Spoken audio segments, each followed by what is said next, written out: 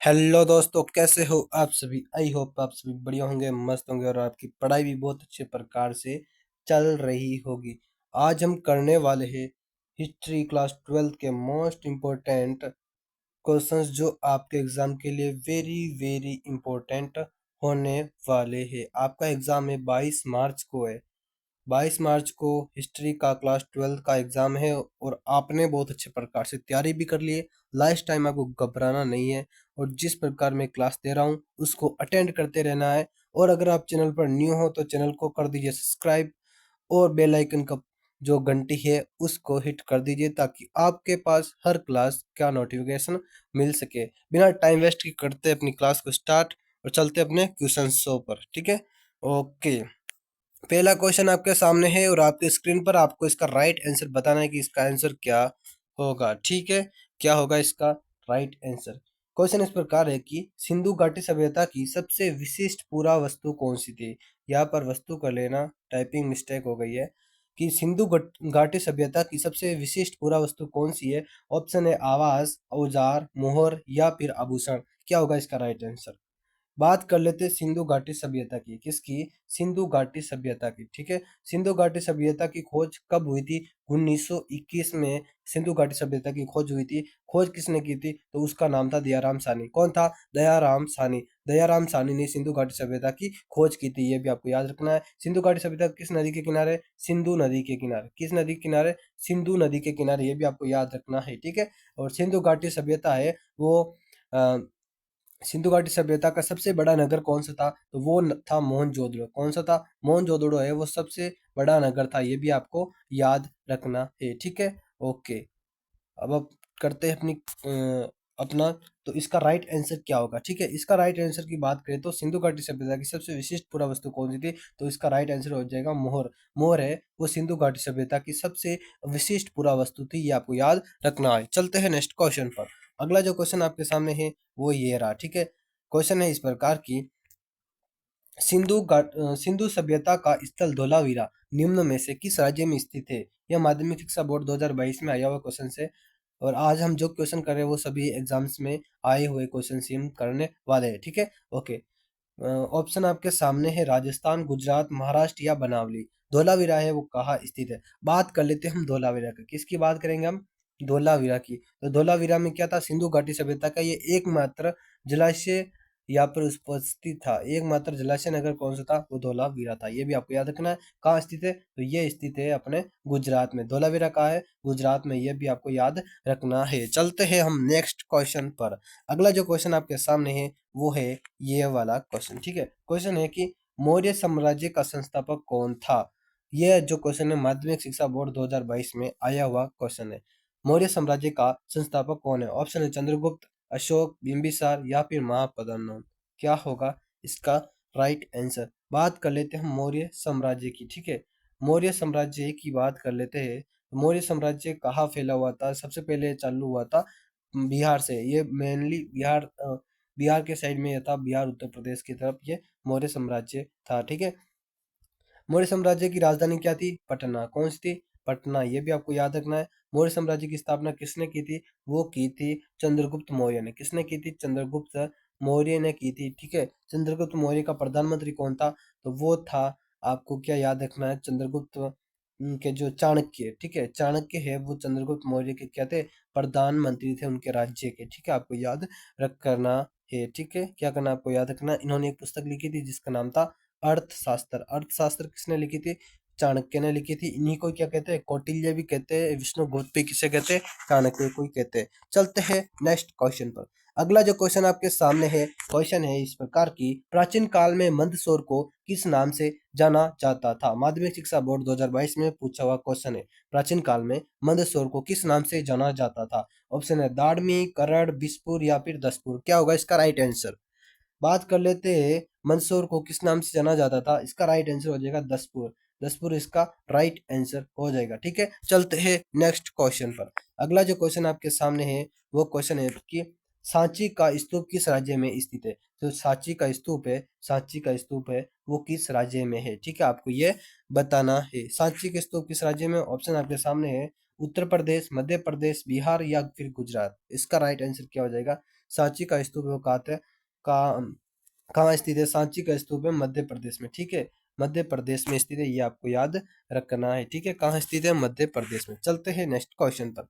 अगला जो क्वेश्चन आपके सामने है वो ये वाला क्वेश्चन है, travels in the Mughal empire, travels in the Mughal empire पुस्तक के लेखक कौन है? ऑप्शन है मनुची, टॉमस रो, बर्नियर या फिर विलियम हॉकिंस। क्या होगा इसका राइट आंसर?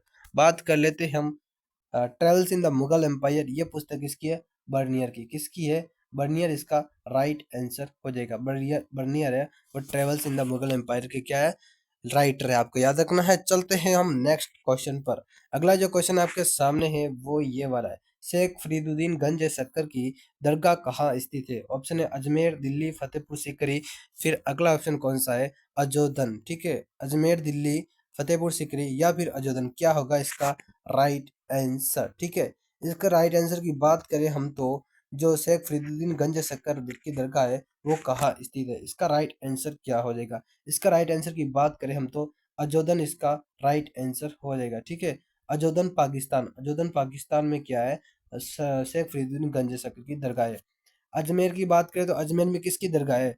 शेख मोइनुद्दीन चिश्ती, मोइनुद्दीन चिश्ती की दरगाह कहाँ है? मोइनुद्दीन चिश्ती की दरगाह की बात करें हम तो वो अजमेर में स्थित है। मोइनुद्दीन चिश्ती को क्या कहते हैं? गरीब नवाज, गरीब नवाज के नाम से किसे जाना जाता है? मोइनुद्दीन चिश्ती को जाना जाता है। सुल्तान उल हिंद, सुल्तान उल हिंद, सुल्तान उल हिंद के नाम से भी किसे जाना जाता है? मोइनुद्दीन चिश्ती की दरगाह को मोइनुद्दीन चिश्ती को सुल्तान उल हिंद के नाम से भी जाना जाता है, ठीक है। क्या कहना? और फतेहपुर सीकरी में किसकी दरगाह थी? तो फतेहपुर सीकरी में थी सलीम चिश्ती की दरगाह। किसकी थी? सलीम चिश्ती की दरगाह कहाँ स्थित है?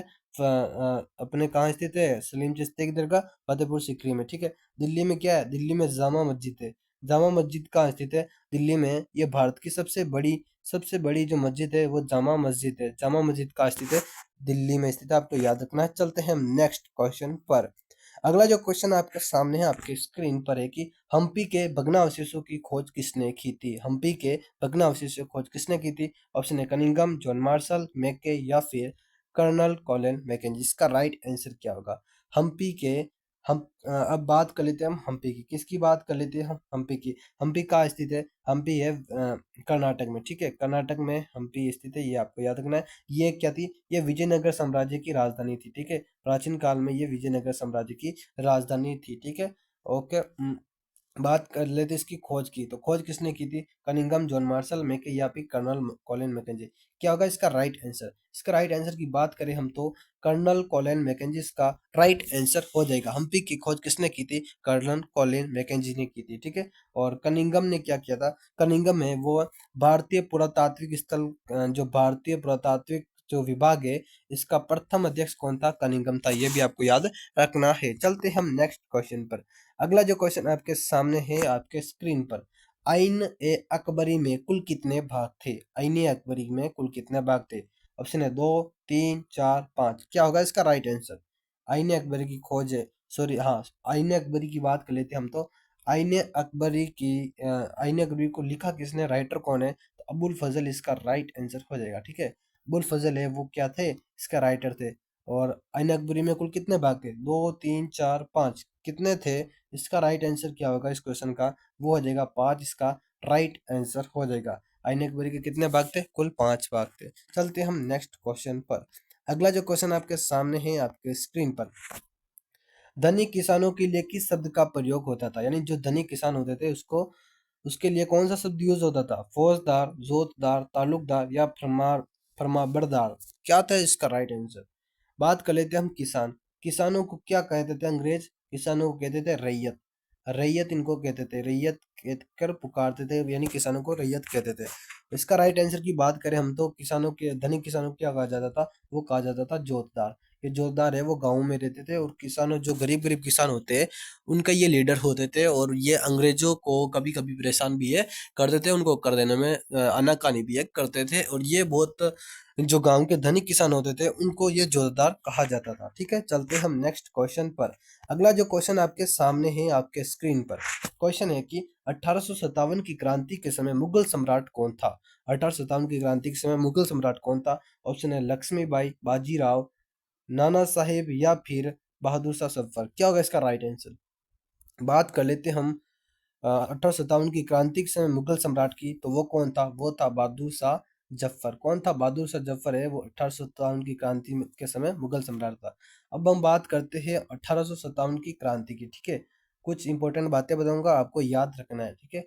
1857 की क्रांति है वो शुरू कहाँ से हुई थी? शुरू हुई थी, कहाँ से शुरू हुई थी? भारत में मेरठ से शुरू हुई थी, ठीक है। मेरठ मेरठ से शुरू हुई थी। मेरठ यूपी से 1857 की क्रांति है वो शुरू हुई थी, ठीक है। कब शुरू हुई थी? वो शुरू हुई थी 10 मई, 10 मई 1857 को ये शुरू हुई थी, ये भी आपको याद रखना है। और 1857 की क्रांति के समय वो कौन था? अंग्रेज अधिकारी कौन था? सॉरी, वो भारत का जो गवर्नर जनरल कौन था? 1857 की क्रांति के समय भारत का गवर्नर जनरल कौन था? तो वो था लॉर्ड कैनिंग। कौन था? Lord Canning. कैनिंग कौन था? लॉर्ड कैनिंग है वो 1857 की क्रांति के समय जनरल था, ठीक है। ओके, चलते हम नेक्स्ट क्वेश्चन पर। अगला जो क्वेश्चन आपके सामने है वो है जलियांवाला बाग हत्याकांड कहाँ हुआ था? जलियांवाला बाग हत्याकांड कहाँ हुआ था? ऑप्शन है लाहौर में, अमृतसर में, कराची में या फिर कोलकाता में। क्या होगा इसका राइट आंसर? बात कर लेते हैं जलियांवाला बाग हत्याकांड की, तो ये कहाँ हुआ था? ये हुआ था अमृतसर में। कहाँ हुआ था? अमृतसर में। इसका राइट आंसर हो जाएगा अमृतसर, पंजाब। अमृतसर, पंजाब में जलियांवाला बाग हत्याकांड हुआ था, ठीक है। जलियांवाला बाग हत्याकांड अमृतसर, पंजाब में हुआ था। ओके। बात कर कब कब हुआ था ये? 13 अप्रैल, 13 अप्रैल, 13 अप्रैल 1919 को ये जलियांवाला बाग हत्याकांड हुआ था। गोली चलाने का आदेश किसने दिया था? जनरल डायर ने। जनरल डायर ने गोली चलाने का आदेश दिया था, ये भी आपको याद रखना है, जिससे बहुत सारे मासूम लोग मारे गए थे। लोग अपने, क्या होता है, चलो मैं आपको समझा देता हूँ। ओके, समझाने से ज्यादा समझ आता है। क्या होता है कि ये क्या होता है, ये होता है एक बाग, ठीक है। ये होता है, ये कहाँ है? पंजाब में। ये होता है जलियांवाला बाग। जलियांवाला बाग है वो यहाँ पर होता है, ठीक है। अब क्या होता है कि दो व्यक्ति थे अपने भारत के। एक तो सलीम नाम से कोई व्यक्ति था, दो मतलब दो लोग थे जिनको अंग्रेजों ने गिरफ्तार कर लिया था। उनको उन्होंने कोई भी गलती नहीं की थी, फिर भी अंग्रेजों ने उनको गिरफ्तार कर लिया था। इन दोनों लोगों को छुड़ाने के लिए जो हमारे नेता थे, बड़े बड़े नेता, उन्होंने जलियांवाला बाग में क्या रखी थी? एक मीटिंग रखी थी। मीटिंग रखी थी तो फिर सभी लोगों को बुलाया गया, तो वहां पर सभी बहुत सारे लोग आए थे। और बहुत सारे लोग आए थे, तो ये बाग था, तो यहाँ पर एक गेट था। यहाँ से ये एक ही गेट था जहाँ से लोग आ जा सकते थे, इसके अलावा कोई भी बाहर निकलने का गेट नहीं था। और ये जो दीवार है बहुत बड़ी बड़ी दीवारें थी, यानी बड़ी बड़ी दीवारें जिससे लोग यहाँ से डायरेक्ट भी नहीं जा सकते, ठीक है। अब क्या होता है, सभी लोग यहाँ पर आ जाते हैं, लोग तो सभी आ जाते हैं और मीटिंग शुरू भी हो जाती है। अब क्या होता है, अंग्रेजों को पता चल जाता है कि लोग हैं वो हड़ताल करने के लिए जलियांवाला बाग में इकट्ठा हुए। और उन्होंने सोचा कि उनको खतरा है, इसलिए मतलब अंग्रेजों की सत्ता को खतरा है, इसलिए अंग्रेज अधिकारी जनरल डायर अपनी सेना के साथ यहाँ पर आता है। और यहाँ पर ये पूरी पोजीशन लगाकर ये बैठ जाता है। इनके साथ, इनके हाथ में जो भी थे बंदूकें बंदूकें वो लेकर बैठ जाते हैं, बम गोले लेकर बैठ जाते हैं। और बिना बताए उन्होंने गोली पर, जनरल डायर ने यहाँ पर मतलब उनको आदेश दिया सेना को। फिर सेना ने बहुत सारी गोलियां चलाई और गोले फेंके, जिससे बम फेंके, जिससे बहुत सारे मासूम लोग हैं वो मर गए थे। यहाँ पर एक कुआं होता है, कहा जाता है कि इस कुएं में लोग अपनी जान बचाने के लिए इस कुएं में गिर गिर कर मर गए। इस प्रकार बहुत मासूम लोगों की हत्या कर दी थी इस जनरल डायर ने। इस प्रकार ये जलियांवाला बाग हत्याकांड हुआ था, ठीक है। ओके, अब हम चलते हैं नेक्स्ट क्वेश्चन पर। अगला जो क्वेश्चन आपके सामने है वो ये वाला क्वेश्चन है कि साइमन कमीशन भारत कब आया था? साइमन कमीशन भारत कब आया था? ऑप्शन है 1928, 1930, 1936 या फिर 1942। क्या होगा इसका राइट आंसर? बात कर लेते हैं साइमन कमीशन की। तो साइमन कमीशन भारत कब आया था? तो वो आया था 1928 में, ठीक है। 1928 में ये का भारत आया था। इसका निर्माण हुआ था 1927 में, ठीक है। और सर साइमन इसके अध्यक्ष थे। सर साइमन इसके अध्यक्ष थे। ये गोरे लोगों का ये क्या था? गोरे लोगों का ये एक एक कमीशन था। गोरे लोग इसमें, सभी गोरे लोग थे इसमें। कोई भी लोग है वो इंडियन नहीं था, सभी अंग्रेज गोरे लोग थे, ठीक है। तो जब ये भारत आया तो लोगों ने क्या कौन सा नारा लगाया था? लोगों ने एक नारा लगाया था जिसका नाम था Simon commission go back. Simon commission go back, यानी साइमन कमीशन तुम वापस जाओ, साइमन कमीशन वापस जाओ। ओके, इस प्रकार ये नारा लगाया गया था। चलते हैं हम नेक्स्ट क्वेश्चन पर, और ये अपना क्वेश्चन आपके सामने है। पाकिस्तान नाम के प्रस्ताव को सर्वप्रथम किसने प्रस्तुत किया था? पाकिस्तान नाम के प्रस्ताव को सर्वप्रथम किसने प्रस्तुत किया था? ऑप्शन है चौधरी रहमत अली, या फिर चौधरी मोहम्मद अली, चौधरी इनायत अली, चौधरी लियाकत अली। क्या होगा इसका राइट आंसर? बात करें पाकिस्तान नाम किसने दिया था, तो वो दिया था चौधरी रहमत अली ने। ठीक है, चौधरी रहमत अली ने ही पाकिस्तान नाम दिया था। ठीक है।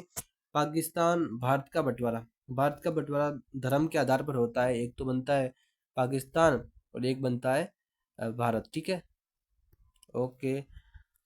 ये भारत स्वतंत्रता अधिनियम की धारा 8 के अनुसार भारत और पाकिस्तान का बंटवारा होता है। ठीक है, चलते हैं हम नेक्स्ट क्वेश्चन पर। अपनी क्लास हो गई कंप्लीट। ठीक है, क्लास भी हो गई कंप्लीट। आई होप आपको ये क्लास बढ़िया लगी ही होगी, और आप चैनल पर न्यू हो तो चैनल को सब्सक्राइब भी कर दीजिए। मिलते हैं नेक्स्ट क्लास में, तब तक के लिए जय हिंद, जय भारत।